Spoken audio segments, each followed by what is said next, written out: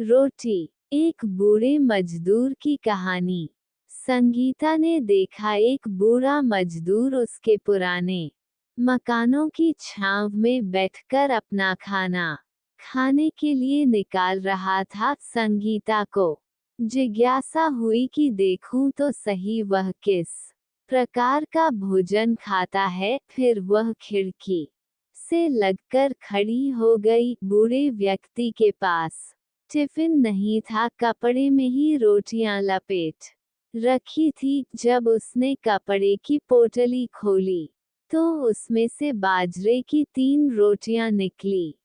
रोटियां के बीच में लाल मिर्च की कच्ची चटनी थी, साथ में एक बड़ा सा प्याज था। ये सब देखकर संगीता को अपना बचपन याद आ गया। आज वह एक अरबपति की पत्नी थी, मगर बचपन में उसने भी तो यही सब खाया था। वह दौड़कर रसोई में गई, एक कटोरी में दही और दूसरी कटोरी में सब्जी डाली और उसे मजदूर के पास आकर बोली, बाबा आपके पास सब्जी नहीं है, लीजिए ये दही और सब्जी ले लीजिए। बूढ़े ने सर उठाकर कृतज्ञ भाव से उसकी तरफ देखा, फिर दोनों कटोरियां ले ली। संगीता वापस कमरे में आ गई। वह खिड़की के पास खड़ी होकर फिर से देखने लगी। बाजरे की रोटी पर लगी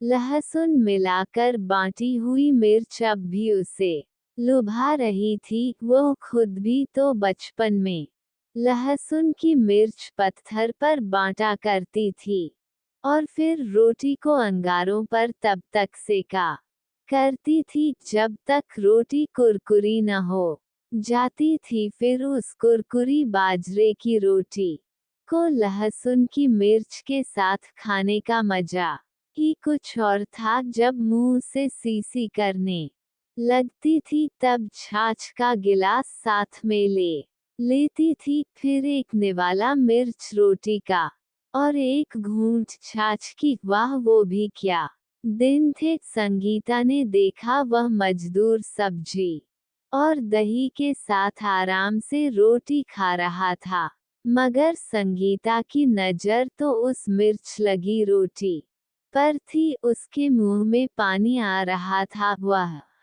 फिर से भागकर रसोई में गई, 4 पराठे लिए और बूढ़े मजदूर से आकर बोली, बाबा आप ये रोटियां खा लो और मुझे एक बाजरे की रोटी दे दो, बहुत दिनों बाद तलब लगी है।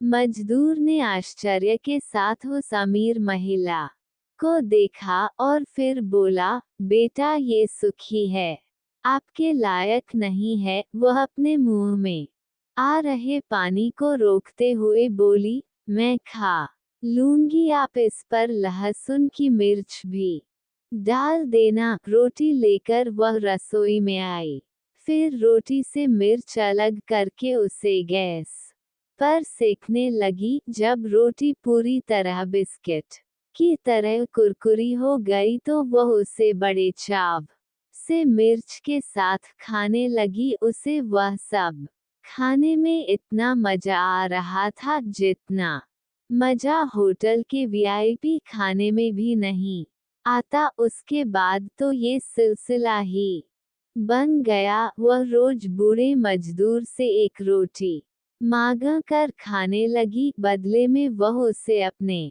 घर का खाना दे दिया करती थी। वह मजदूर भी उसके घर का नरम और स्वादिष्ट खाना खाकर खुश था। संगीता के बड़े से प्लॉट में नई बिल्डिंग बन रही थी जिस पर करोड़ों रुपए खर्च होने थे। सारा काम ठेके पर दे रखा था। ठेकेदार ने काफी सारे मजदूर और मिस्त्री लगा रखे थे। बूढ़ा मजदूर मिर्च रोटी लाया करता था। शायद ये खाना अन्य मजदूरों के साथ बैठकर खाने में उसे शर्म आती थी, इसलिए वह अन्य मजदूरों से अलग संगीता के पुराने मकान की छांव में बैठकर अकेला खाता था। मगर जब संगीता उसकी रोटी खाने लगी, तब उसे एहसास हुआ कि खाना छुपाने लायक नहीं था। एक दिन संगीता ने उसे पूछ लिया, बोली, बाबा घर में और कौन कौन है? क्या आपका बेटा नहीं है जो इस उम्र में मजदूरी करनी पड़ रही है? बूढ़ा बोला, बेटा नहीं है, बेटी। एक बिटिया थी, उसकी शादी कर दी थी, मगर बीमारी से वह भगवान को प्यारी हो गई। फिर दामाद ने दूसरी शादी कर ली, मगर फिर मैं अपनी बेटी की बिटिया को अपने पास ले आया था, उसकी सौतेली माँ के पास नहीं छोड़ सकता था। अब मेरी नातिन 20 साल की हो गई है, अगले महीने उसकी शादी है। उसी के लिए मैं और मेरी बीवी पैसे जोड़ रहे हैं। फिर संगीता ने बाबा से उसके पता ठिकाना लिया और शादी में आने के लिए भी हाँ भर दी। कुछ दिनों बाद उस बूढ़े मजदूर ने काम पर आना बंद कर दिया। संगीता समझ गई वह शादी की तैयारी में लग गया है। शादी में 10 दिन बचे थे। बूढ़ा अपनी पत्नी के साथ चर्चा में मशगूल था कि एक गाड़ी उसके घर के सामने आकर रुकी। उसमें से संगीता अपने बिजनेसमैन पति के साथ उतरी। दोनों पति पत्नी उनके पैर लगे। फिर संगीता बोली, कैसे हो बाबा? बूढ़ा बोला, अच्छा हूँ बेटी। संगीता बोली, बाबा आपने बिटिया के दहेज का सामान खरीद लिया क्या? अभी हम पति पत्नी उसी पर चर्चा कर रहे थे। संगीता बोली, बाबा मैं बिटिया के लिए दहेज का सामान खरीद लाई हूँ, अभी कुछ देर में पहुँच जाएगा। मैं और मेरे पति चाहते हैं इस शादी में जो भी खर्चा लगे उसे हम वहन करें। बूढ़े और बुढ़िया की आंखों में आंसू झलक आए। बूढ़ा बोला, ऐसा ना करो बेटी, नातिन की शादी के लिए मैंने भी पैसे इकट्ठे किए हैं, सब तुम्हें ना करने दूंगा बिटिया। संगीता बोली, बाबा एक बात बताओ, जब मैंने आपकी रोटी खाई तब मैं आपकी बेटी हुई कि नहीं? बाबा बोले, हाँ आप बेटी तो हुई। बेटी बोली, तब मुझे रोटी का कर्ज उतारने दो ना। बाबा कहते हुए संगीता की आंखें भी भर आई। संगीता आगे बोली, आपने जो पैसे इकट्ठे किए हैं उन्हें अपने बुढ़ापे के लिए संचित रखिए। इस शादी में सारा खर्चा मेरा लगेगा, मुझे अपना बेटा समझ लीजिए ना बाबा। बूढ़ा भाव विभोर हो गया, उसका गला भर आया। फिर संगीता उसके गले लगते हुए रो पड़ी।